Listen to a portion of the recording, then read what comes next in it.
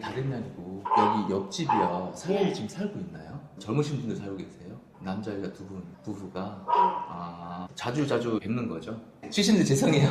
네, 감사합니다. 지금 옆집에 사람이 살고 있는 것 같아요. 말씀으로는 젊으신 부부들이 살고 있다고 하니까 분명히 거주는 하는 것 같아요. 외부에서 봤을 때도 안에 이제 집기가 좀 보였잖아요. 사람은 살고 있는 걸로 우리가 파악은 하고 있었는데 실제 와서 물어봤더니 살고 있다. 그러면 여기도 한번 물어보죠. 누구시죠? 안녕하세요. 이게 지금 경매로 진행되고 있잖아요. 네, 알고 계시죠? 강제로 저를 여기서 강제로가 아닌데 절대 그렇게 하면 큰일 난다.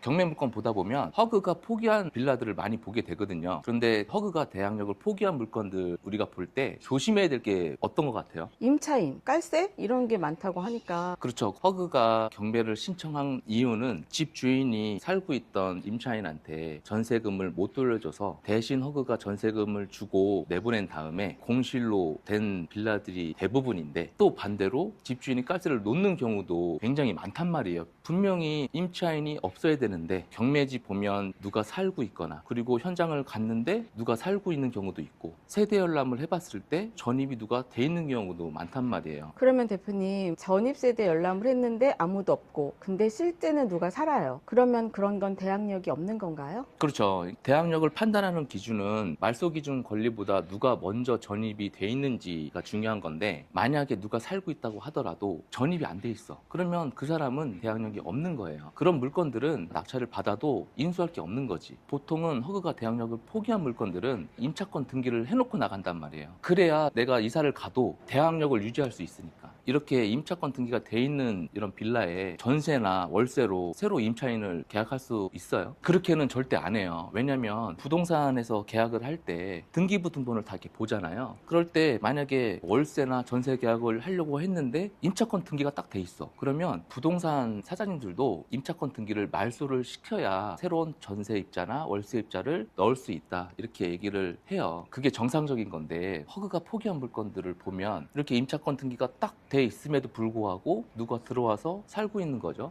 저나 저희 멤버들도 허그가 포기한 물건들을 조사를 할 때 실제 누가 살고 있는지 확인을 해봐야 된다 말이죠. 집주인들이 경매가 넘어가고 낙찰자가 나오고 그런 과정들이 짧게는 6개월, 길게는 1년 동안 남아있기 때문에 그 집을 공실로 놓고 두기에는 이게 아까운 거야. 그래서 낙찰자가 찾아올 때까지 깔세로 수익을 내려고 하는 경우가 대부분이란 말이에요. 오늘 온 빌라 같은 경우도 원래 있던 전세입자가 있었는데 그분이 허그한테 보증금을 받고 나갔어. 입자권 등기를 하고 나갔고, 그러면 여기는 공실해야 되잖아요. 그쵸, 아무도 없어야 되는데 계신 것 같던데. 이것도 마찬가지로 이 집주인이 경매에 넘어갈 거는 알고 있고 낙찰이 될 때까지 그 기간 동안 깔세로라도 나서 월세를 받아야 되겠다, 그 생각으로 다른 임차인을 넣은 것 같아요. 그러면 이제 이런 경우는 경매지에도 세대 열람에 대한 정보들이 나오거든요. 경매지에 나온 세대 열람은 최근 게 아니야. 몇 달 전 거란 말이에요. 그러면 내가 입찰하기 전에 전입세대 열람을 다시 한번 떼봐야 돼요. 그분들이 거기에 까지 살다가 최근에 이사를 나갔을 수도 있거든요. 네. 그러면 거기가 아무도 없는 거고 공실이니까 전입일상 대항력이 있다고 하더라도 전입을 뺐으니 그 전에 있던 사람들은 대항력이 없고 공실이니까 안심하고 이차를 해도 된다고요. 그런데 아직까지 전입이 돼 있어. 그러면 우리가 생각하기에는 깔세로 들어와서 살고 있다고 하더라도 전입일상으로는 말소 기준 권리보다 대항력이 있기 때문에 이분들은 정상적인 임차인이 아니다라고 의심을 해볼 수는 있지만 100%라는 건 아니거든요.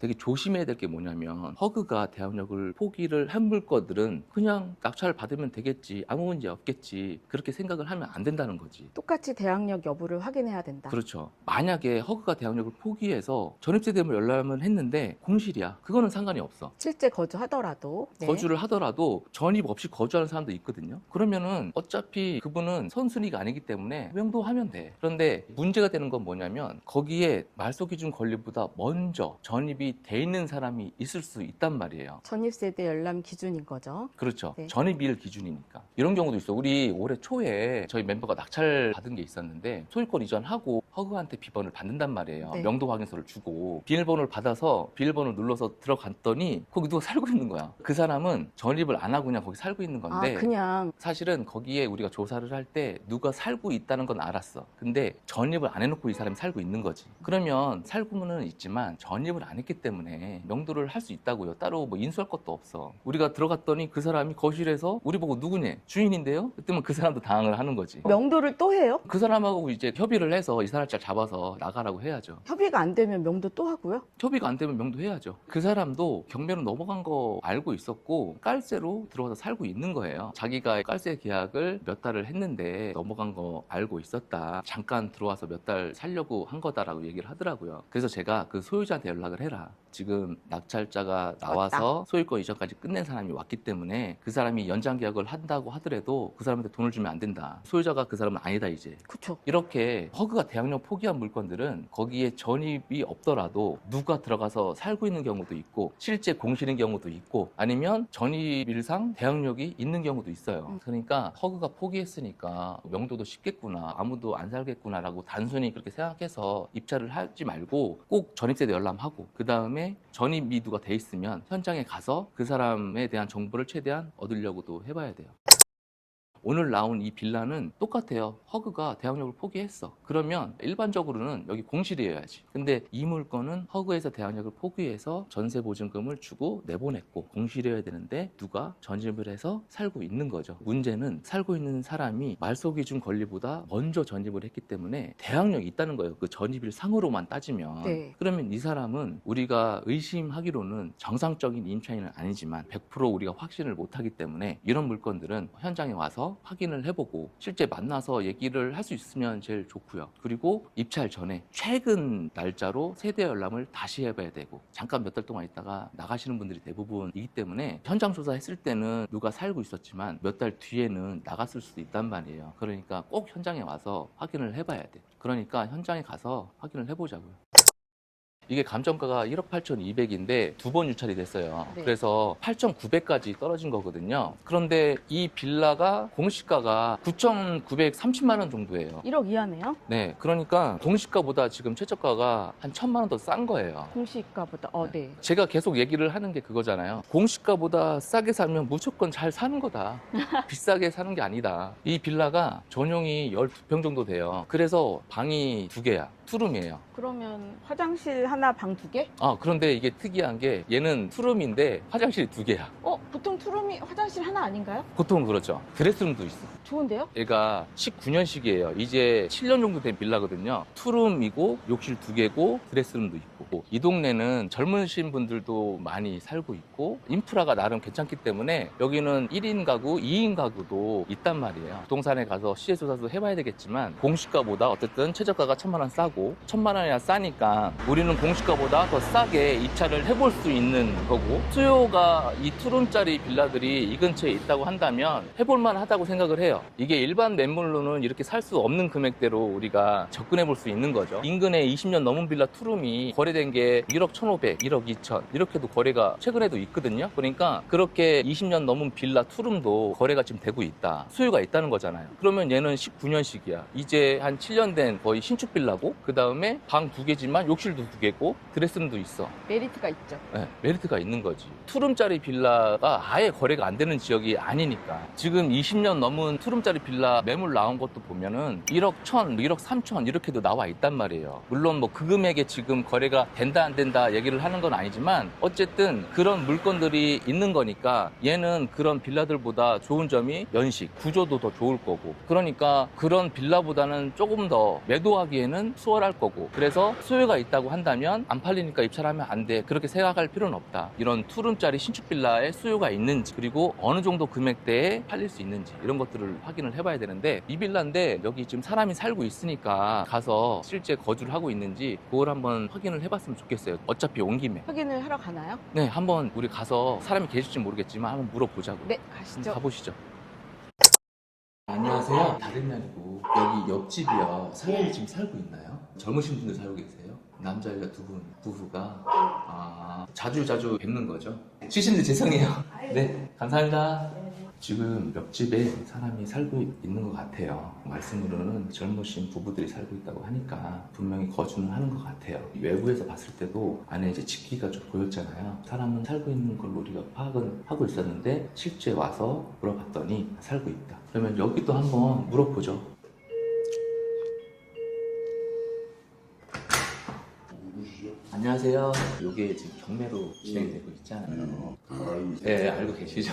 강제로 저를 여기서 뭐 강제로가 아닌데 절대 그렇게 하면 큰일 난다. 월세 계약을 했으면 그 계약서 이런 거 있으실 거잖아요. 예. 집주인하고 연락을 하세요? 저는 고려대학교 법학과 전공자예요. 그래서 저 법학 전공이기 때문에 이런 민사상의 문제에 있어서 이 사람이 혹시라도 저희가 모를까 봐 어떤 그럴 분은 아니겠지만 경솔한 행동을 해서 저에게 위협하는 행동을 하면 좀 반드시 법적 대응을 한다는 거. 알겠습니다.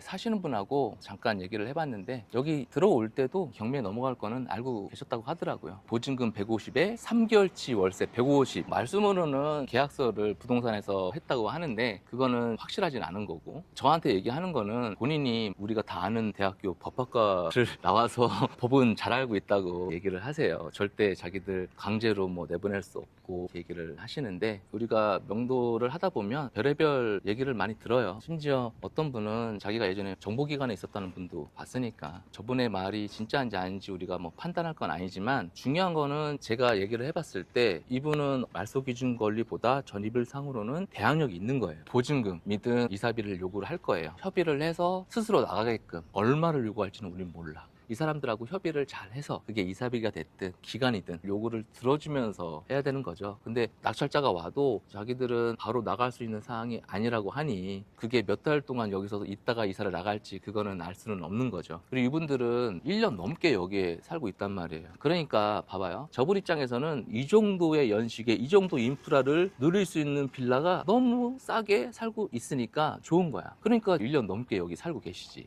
이분들은 최우선 변제금도 못 받아요. 왜냐하면 임차권 돼 있는 집에 월세 계약을 해서 들어오면 최우선 변제금은 받을 수가 없어요. 왜냐하면 여기 들어올 때 임차권 등기가 돼 있는 거 알고 들어왔으니까 법원에서도 배당금으로 먼저 최우선 변제금을 주지 않는단 말이에요. 그런데 어쨌든 전입일상으로는 대항력이 있어. 그러니까 제일 좋은 거는 협의를 잘 해서 저분들이 알아서 나가게 하는 게 제일 좋은데, 그게 여의치 않을 수도 있다. 제가 얘기를 해보니까 두 분이 제가 봤을 때는 한국 사람이 아닌 것 같아요. 조선족인 것 같아. 제가 틀릴 수도 있죠. 근데 제가 말을 하다 보면 한국 사람하고 얘기했을 때 그 느낌하고 중국 분하고 얘기했을 때 그 약간 어눌한 한국말 그런 게 있잖아요. 네. 그걸 제가 느꼈기 때문에 중국 분인 것 같아요. 이분들하고 명도협의할 때는 그런 부분을 감안해서 진행을 해야 될 것 같아요. 만약에 입찰을 한다라고 한다면. 근데 중요한 거는 시세 파악을 해야 되는 거니까 더 수익을 많이 낼 수 있다라고 그러면 조금 시간이 걸리고 여기 사는 사람이 극성박다 하더라도 해볼 수는 있지만 최저가 대비 시세가 크게 별 차이가 없다 그러면 이거는 그냥 안 하면 돼요.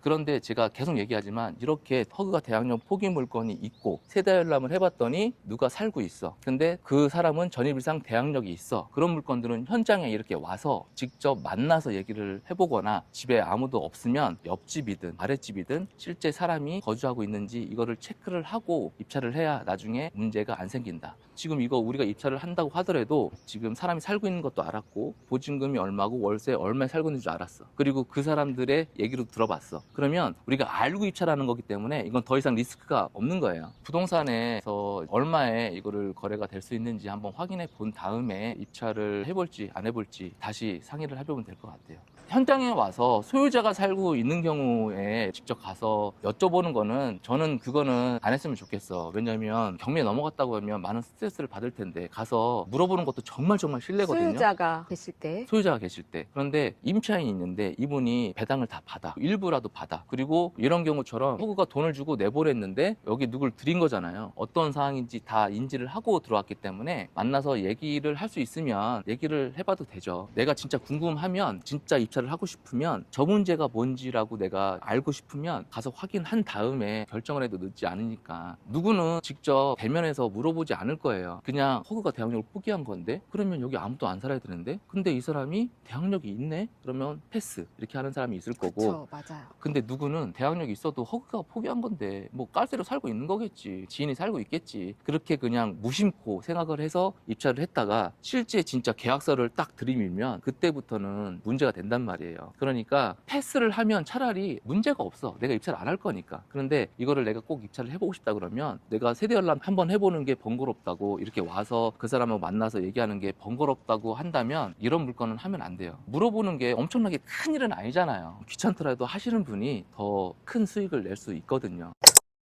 내가 입찰을 포기하려면 스스로 납득을 해야 돼. 이게 가격이 문제인지 권리에 대한 문제인지, 살고 있는 사람이 문제가 많아서 명도가 힘들 것 같은데 라든지, 입찰을 안 하려면 이유가 있어야 돼. 단순히 안 돼 이런 게 아니라 차라리 그런 거 저런 거 싫으면 소유자가 살고 있거나 공실이거나 후순위 임차인이 있는 것들만 하시면 돼요. 그게 제일 안전해. 아무 문제가 없으니까. 이게 투룸이니까, 그리고 1층이니까 경쟁은 조금 덜 할 거예요. 그리고 이거는 어쨌든 전입일상 대항력이 있잖아. 그러니까 사람들이 더 안 들어오겠지. 그래서 제가 생각하는 거는 한 번 더 유찰 보고 들어갈까 해도 괜찮다. 저도요. 그러고 나서 내보낼 때 좀 더 얹어서 주면 편하겠다. 저분들이 이사비를 좀 과하게 요구하더라도 내가 싸게 받았으면 줘도 돼. 이사비를 우리가 줄 필요는 없어요. 그게 의무사항이 아니야. 법으로 이사비를 줘야 된다 이런 게 아니거든요. 그런데 그 이사비를 우리가 많이 줄 이유도 없지만 이사비를 얼마를 더 줬을 때 이분들하고 얘기가 더 수월하게 간다, 더 빨리 나갈 수 있다라고 한다면 못 줄 이유도 없어. 그런데 싸게 못 받으면 그렇게 못 줘. 왜냐면 아껴야 되니까.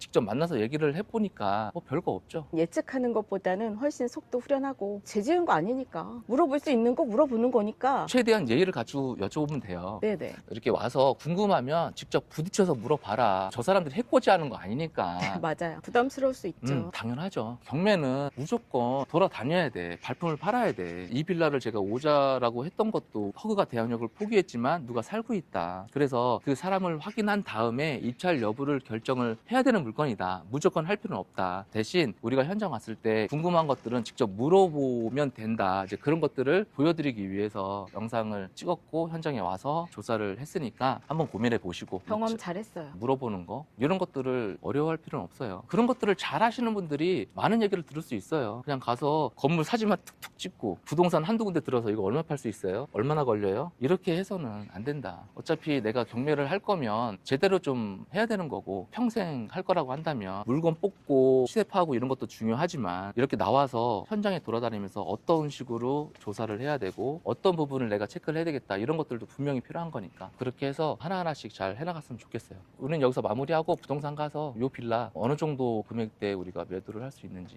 물어보자고요. 이동하시죠. 고생하셨어요.